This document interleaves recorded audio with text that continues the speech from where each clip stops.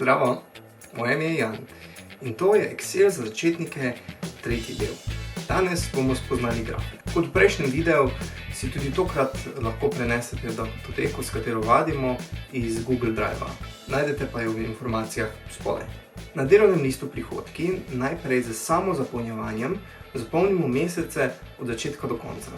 Torej, če označimo oba dva in dvokliknemo na desni spodnji rob. V tabeli torej vidimo število prodanih majic s kratkimi in dolgimi rokavi po mesecih.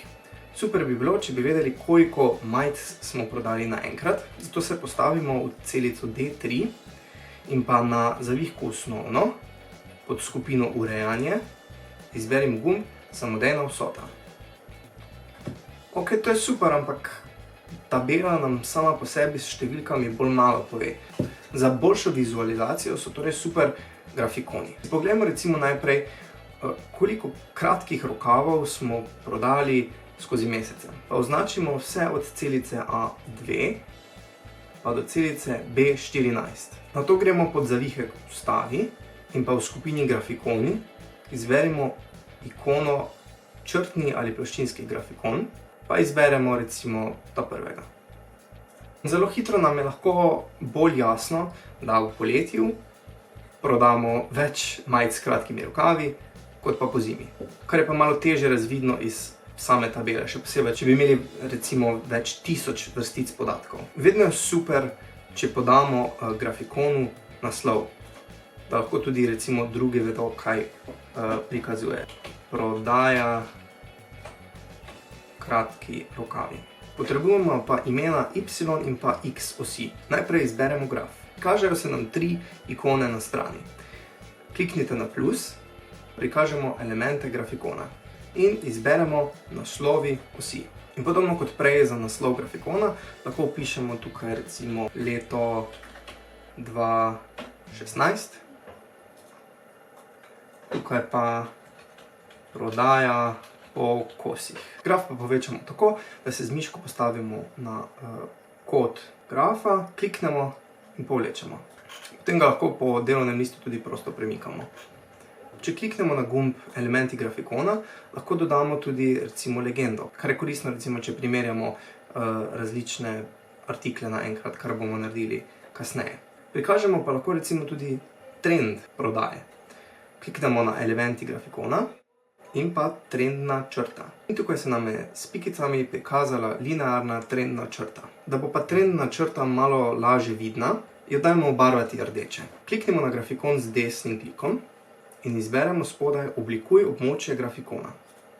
Če zdaj kliknemo na trendno črto, lahko tukaj na desni v pogovornem oknu izberemo barvo, pa dajmo rdečo. Na desni pa imamo tudi ikono možnosti trendne črte. Tukaj lahko spremenimo iz linearne na polinomsko. Spremenimo recimo na polinomsko vrstnega reda 3. Lahko premaknemo na stran. Označimo tokrat dolge rokave, kratke rokave ter mesece. In gremo spet pod vstavi in damo črtni grafikon.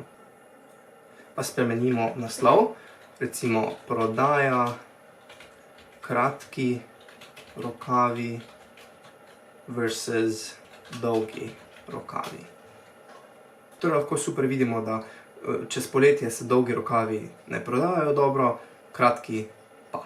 Tukaj nam pa legenda zelo prav pride, ker imamo dve različni črti. Torej, če nimate vklopljene, greste pod elementi in pa legenda. Če zdaj ponovno vklopimo, se nam pokaže tu na desni strani. Da pa jo imamo spodaj, pa spremenimo postavitev grafikona. Najprej izberemo grafikon in v zavihku na črt, v skupini postavitve grafikona, izberemo postavitev 3.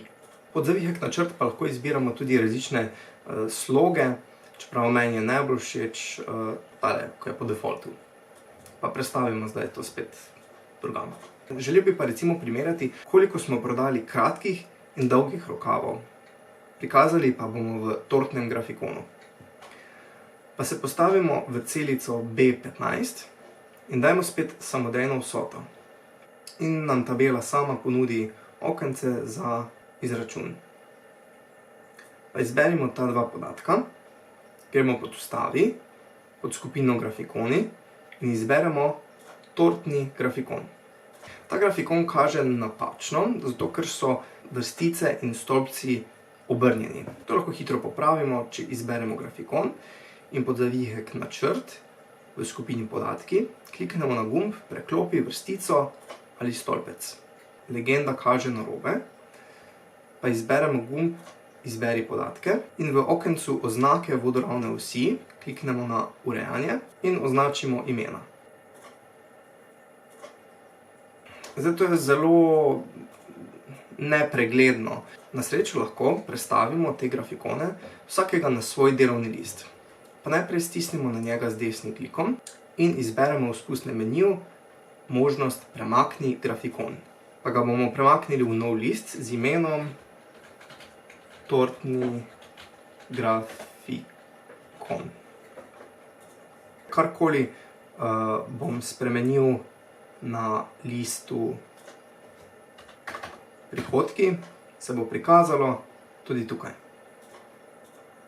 Pa spremenimo še tu recimo na 300.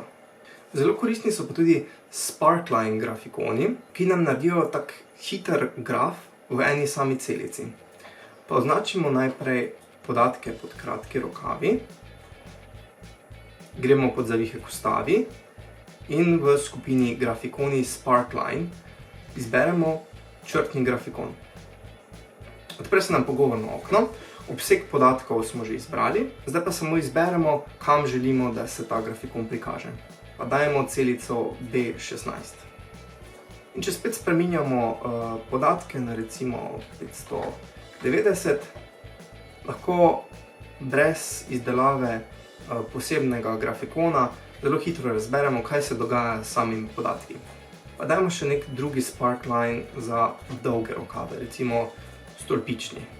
Sparkline za dobiček in izgubo pa bomo pregledali v zavihku Finance. Spet označimo podatke in pod zavihek Vstavi v skupini Grafikoni Sparkline izberemo dobiček/izguba. Pa dajmo tu na konec celico F3. Ta graf lahko tudi prenesemo na druge vrstice, da ga označimo in pa z samozapolnjevanjem prenesemo dol. Iz tega grafa pa lahko zelo hitro izberemo, kaj se dogaja z našimi podatki. Tukaj imamo recimo po letih in kvartalih razdeljen nek poslovni izid in če spremenim zdaj na -1000, bomo tu hitro videli, da v prvem kvartalu imamo izgubo.